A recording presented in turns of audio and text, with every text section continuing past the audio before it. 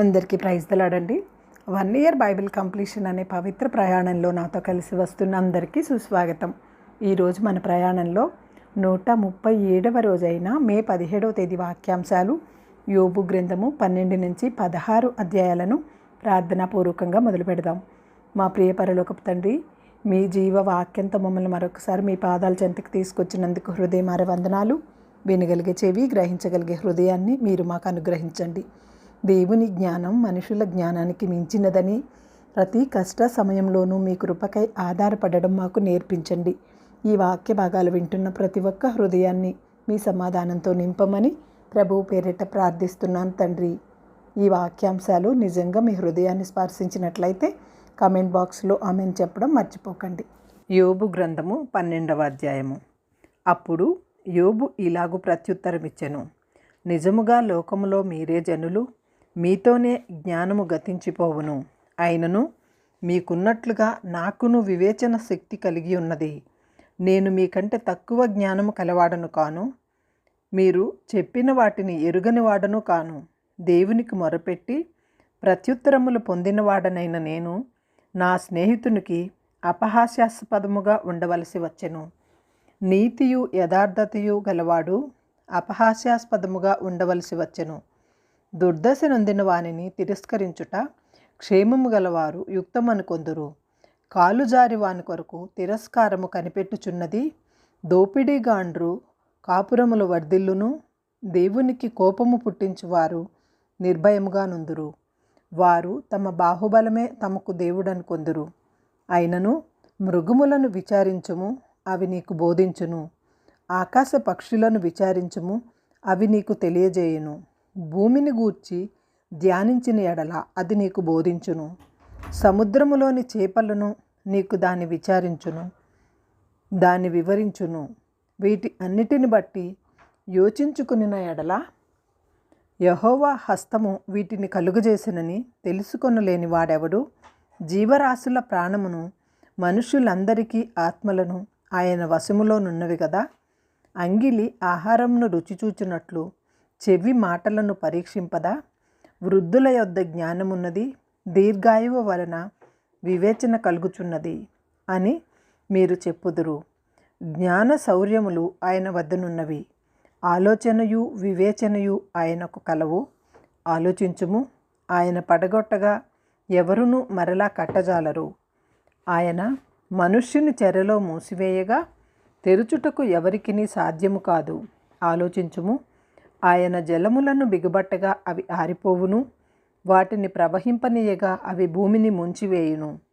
బలమును జ్ఞానమును ఆయనకు స్వభావ లక్షణములు. మోసపరచువారును మోసపుచ్చువారును ఆయన వశముననున్నారు.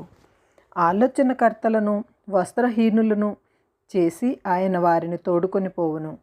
న్యాయాధిపతులను అవివేకులనుగా కనబరుచును.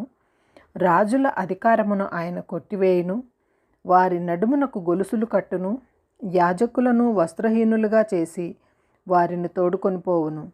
స్థిరముగా నాటుకుని వారిని ఆయన పడగొట్టును. వాక్చాతుర్యము గల వారి పలుకును ఆయన నిరర్ధకము చేయును. పెద్దలను బుద్ధి లేని వారిగా చేయును. అధిపతులను ఆయన తిరస్కారము చేయును. బలాఢ్యులను నడికట్లను విప్పును. చీకటిలోని రహస్యములను ఆయన బయలుపరచును. మరణాంధకారమును వెలుగులోనికి రప్పించును. జనములను విస్తరింపచేయును, నిర్మూలము చేయును. సరిహద్దులను విశాలపరచును, జనములను కొనిపోవును. భూజనుల అధిపతుల వివేచనను ఆయన నిరర్ధకపరచును. త్రోవలేని మహారణ్యములో వారిని తిరుగులాడజేయును. వారు వెలుగు లేక చీకటిలో తడబడుచుందురు. మత్తుగొనిన వాడు తూలునట్లు ఆయన వారిని తూలజేయును. యోబు గ్రంథము 13వ అధ్యాయము. ఇదిగో, నా కన్ను ఇదంతయు చూచెను, నా చెవి దీని విని గ్రహించి ఉన్నది. మీకు తెలిసినది నాకును తెలిసే ఉన్నది. నేను మీకంటే తక్కువ జ్ఞానము గలవాడను కాను. నేను సర్వశక్తుడగు దేవునితో మాటలాడగోరుచున్నాను, దేవునితోనే వాదింపగోరుచున్నాను. మీరైతే అబద్ధములు కల్పించువారు.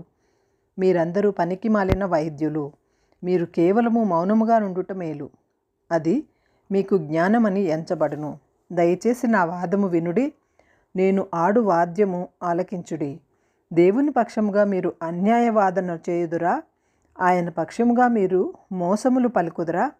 ఆయన ఎడల మీరు పక్షపాతం చూపుదురా? దేవుని పక్షమున మీరు వాదించుదురా? ఆయన మిమ్మను పరిశోధించుట మీకు క్షేమమా? లేక ఒకడు నరులను మోసము చేయనట్లు మీరు ఆయనను మోసము చేయుదురా? మీరు రహస్యముగా పక్షపాతము చూపిన ఎడల నిశ్చయముగా ఆయన మిమ్మును గద్దింపును. ఆయన ప్రభావము మిమ్మును భయపెట్టదా? ఆయన భయము మీ మీదికి రాదా? మీ హెచ్చరిక మాటలు బూడిదై సామెతలు, మీ వాదములు మంటి వాదములు. నేను మాటలాడెదను, నా నోటికి రాక మౌనులై ఉండి, నా జోలికి రాక మౌనులై ఉండిడి. నా మీదికి వచ్చినది ఏదో అది వచ్చునుగాక. నేనెందుకు నా ప్రాణమును ఎరగా చేసుకొనవలను? చేసుకొనను గాని నా ప్రాణమును తెగించి మాటలాడెదను. ఇదిగో ఆయన నన్ను చంపినను నేను ఆయన కొరకు కనిపెట్టుకొని ఉన్నాను. ఆయన సన్నిధిని నా ప్రవర్తన న్యాయమని రుజువుపరుతును. ఇదియు నాకు రక్షణార్థమైనదగును. భక్తిహీనుడు ఆయన సన్నిధికి రాతెగింపడు. నా వాంగ్మూలమును శ్రద్ధగా ఆలకించుడి. నా ప్రమాణ వాక్యములు మీ చెవులలో చూరనీయుడి. ఆలోచించుడి, నేను నా వాద్యమును సరిచేసుకొని ఉన్నాను. నేను నిర్దోషిగా కనబడుతునని నాకు తెలియను. నాతో వాద్యమాడ చూచువాడెవడు? ఎవడైనా నుండిన ఎడల నేను నోరు మూసుకొని ప్రాణము విడిచెదను. ఈ 2 పనులు మాత్రము నాకు చేయకుము. అప్పుడు నేను నీకు విముఖుడనై ఉందును. నీ చేయి నా మీద నుండి తొలగింపుము. నీ భయము నన్ను బెదిరింపనీయకుము. అప్పుడు నీవు పిలిచిన ఎడల నేను నీకు ఉత్తరమిచ్చేదను. నేను పలికెదను, నీవు నాకు ఉత్తరమిమ్ము. నా దోషములెన్ని, నా పాపములెన్ని, నా అతిక్రమమును నా పాపమును నాకు తెలియజేయము. నీవేళ నీ ముఖమును మరుగు చేసుకొంటివి, నన్నేళ్ళ నీకు పగవానిగా ఎంచుకున్నావు. ఇటు అటు కొట్టుకొని పోవుచున్న ఆకును నీవు వేధించెదవా? ఎండిపోయిన చెత్తను తరుముదువా? నీవు నాకు కఠినమైన శిక్ష విధించి ఉన్నావు. నా బాల్యకాలపు పాపములను నాకు స్వాస్థ్యముగా నీవు విధించి ఉన్నావు. బొండలలో నా కాళ్ళు బిగించి ఉన్నావు. నా ప్రవర్తన అంతయు నీవు కనిపెట్టుచున్నావు. నా అరికాళ్ల చుట్టూ గిరిగీసి ఉన్నావు. మురిగి క్షీణించుచున్న వాని చుట్టూ, చిమ్మట కొట్టిన వస్త్రము వంటి వాని చుట్టూ గిరిగీసి వాటిని కనిపెట్టుచున్నావు. యోబు గ్రంథము 14వ అధ్యాయము.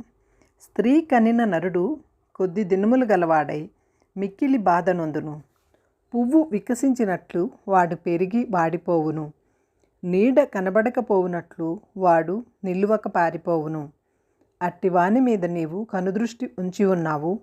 తీర్పు నొందుటకై నన్ను నీ ఎదుటికి రప్పించి ఉన్నావు. పాప సహిత్యములో నుండి పాపరహితుడు పుట్టగలిగిన ఎంత మేలు! అలాగున ఎవడును పుట్టనేరడు. నరుల ఆయుష్కాలము పరిమితి గలిది. వారి నెలల సంఖ్య నీకు తెలిసేయున్నది. మించజాలని పరిమాణము నీవు వారికి నియమించి ఉన్నావు. కూలివాని వలె తమకు నియమింపబడిన పనిని వారు ముగించు వరకు వారు విశ్రమము నొందినట్లు వారి వైపు చూడక ఉండుము. వృక్షము నరకబడిన ఎడల అది తిరిగి చిగుర్చుననియు దానికి లేత కొమ్మలు వేయుననియు నమ్మకము కలదు.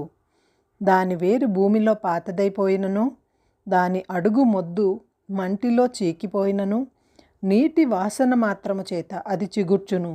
లేత ఆకువలే అది కొమ్మలు వేయును. అయితే నరులు మరణమై కదలలేక పడి ఉందురు. నరులు ప్రాణము విడిచిన తరువాత వారేమైపోవుదురు? తటాక జలములు ఎట్లు ఇంకిపోవునో, నది నీరు ఎట్లు ఎండి హరించిపోవునో, అలాగుననే నరులు పండుకొని తిరిగి లేవరు. ఆకాశము గతించి వారు పోవు వరకు వారు మేలుకొనరు. ఎవరునూ వారిని నిద్ర లేపజాలరు. నీవు పాతాళములో నన్ను దాచిన ఎడల ఎంతో మేలు. నీ కోపము చల్లార వరకు నన్ను చాటున నుంచిన ఎడల ఎంతో మేలు. నాకు ఇంతకాలమని నీవు నియమించి తరువాత నన్ను జ్ఞాపకం చేసుకొనవలెనని నేనెంతో కోరుచున్నాను. మరణమైన తరువాత నరులు బ్రతుకుదురా? అలాగుండిన ఎడల నాకు విడుదల కలుగు వరకు నా యుద్ధ దినములన్నీయు నేను కనిపెట్టియుందను. అలాగుండిన ఎడల నీవు పిలిచెదవు, నేను నీకు ఉత్తరమిచ్చేదనను. నీ హస్తకృత్యములు ఎడల నీకు ఇష్టము కలుగును. అయితే ఇప్పుడు నీవు నా అడుగుజాడలను లెక్కపెట్టుచున్నావు, నా పాపమును సహింపలేకయున్నావు. నా అతిక్రమము సంచిలో ముద్రింపబడి ఉన్నది, నేను చేసిన దోషమును భద్రముగా ఉంచియున్నావు. పర్వతమైనను పడిపోయి నాశనమగును, కొండ అయినను దాని స్థానము తప్పును, జలము రాళ్లను అరగదీయును, దాని ప్రవాహములు భూమి యొక్క ధూళిని కొట్టుకొని పోవును. నీవైతే నరుల ఆశను భంగపరచుచున్నావు. నీవు వారిని ఎల్లప్పుడూ గెలుచుచున్నావు కనుక వారు గతించిపోవుదురు. నీవు వారికి ముఖ వికారము కలుగజేసి వారిని వెళ్ళగొట్టుచున్నావు. వారి కుమారులు ఒకవేళ ఘనత వహించినను అది వారికి తెలియకపోవును. వారు ఒకవేళ అణిగిపోయినను అట్టి గతి వారికి పట్టినని వారు గ్రహింపకుందురు. తమ మట్టుకు తామే శరీరమునందు నొప్పి నొందుదురు, తమ మట్టుకు తామే ప్రాణమునందు దుర్ఖపడుదురు. యోబు గ్రంథము 15వ అధ్యాయము. అప్పుడు తేమానీయుడైన ఎలీఫజు ఇలాగు ప్రత్యుత్తరమిచ్చెను. జ్ఞానము గలవాడు నిరర్ధకమైన తెలివితో ప్రత్యుత్తరమియ్యదగునా?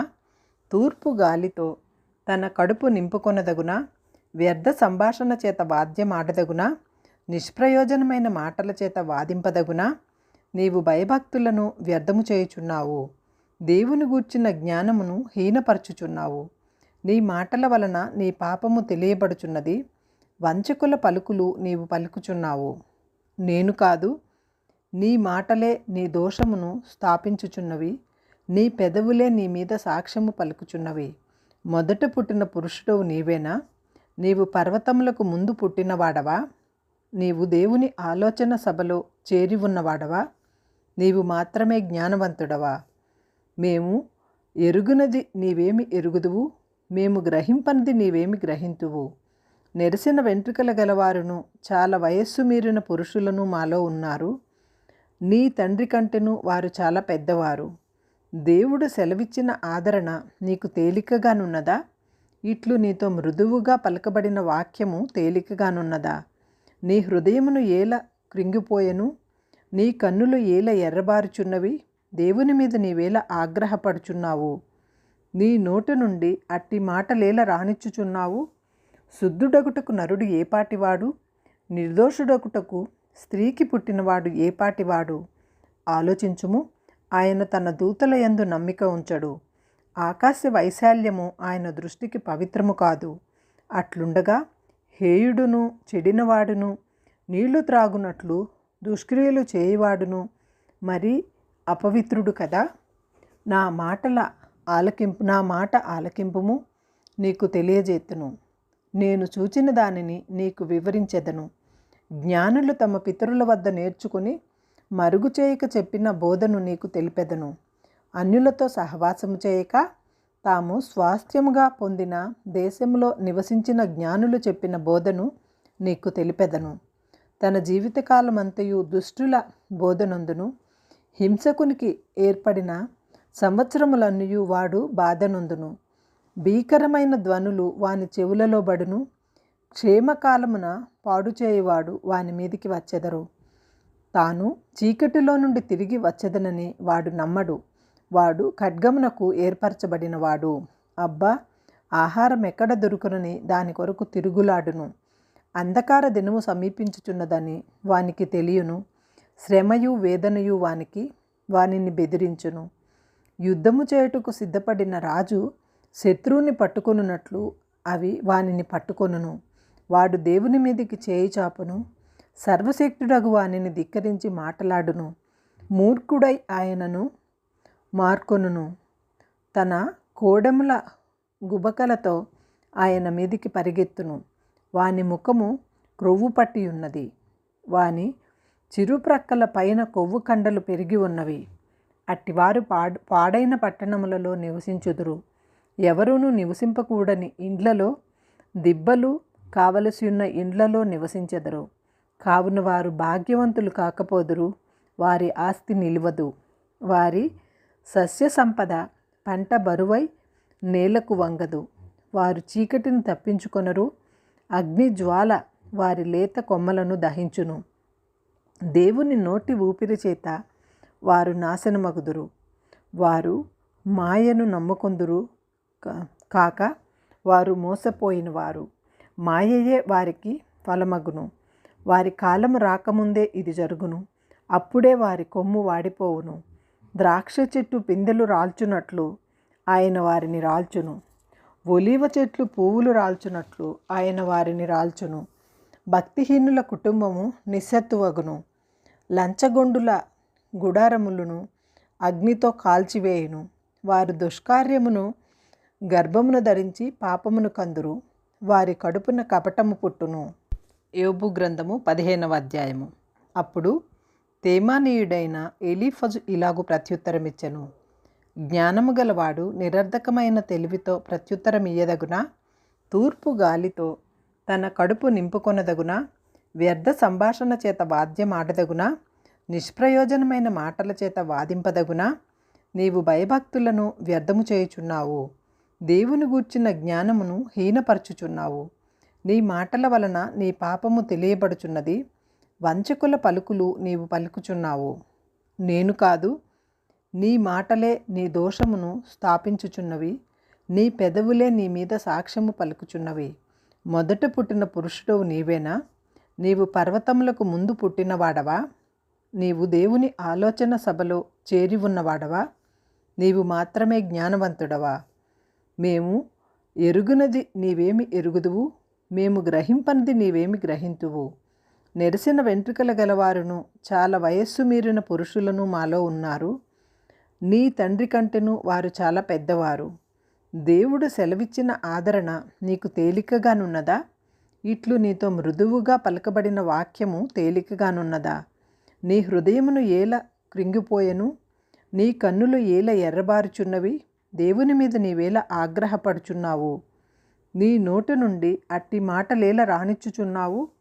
శుద్ధుడగుటకు నరుడు ఏపాటివాడు? నిర్దోషుడగుటకు స్త్రీకి పుట్టినవాడు ఏపాటివాడు? ఆలోచించుము. ఆయన తన దూతల యందు నమ్మిక ఉంచడు. ఆకాశ వైశాల్యము ఆయన దృష్టికి పవిత్రము కాదు. అట్లుండగా హేయుడును చెడినవాడును నీళ్లు త్రాగునట్లు దుష్క్రియలు చేయువాడును మరీ అపవిత్రుడు కదా. నా మాట ఆలకింపుము, నీకు తెలియజేతును. నేను చూచిన దానిని నీకు వివరించెదను. జ్ఞానులు తమ పితరుల వద్ద నేర్చుకుని మరుగు చేయక చెప్పిన బోధను నీకు తెలిపెదను. అన్యులతో సహవాసము చేయక తాము స్వాస్థ్యముగా పొందిన దేశంలో నివసించిన జ్ఞానులు చెప్పిన బోధను నీకు తెలిపెదను. తన జీవితకాలమంతయు దుష్టుల బోధనందును హింసకునికి ఏర్పడిన సంవత్సరములన్నయు వాడు బాధనొందును. భీకరమైన ధ్వనులు వాని చెవులలో బడును. క్షేమకాలమున పాడు చేయువాడు వాని మీదికి వచ్చెదరు. తాను చీకటిలో నుండి తిరిగి వచ్చెదనని వాడు నమ్మడు. వాడు ఖడ్గమునకు ఏర్పరచబడినవాడు.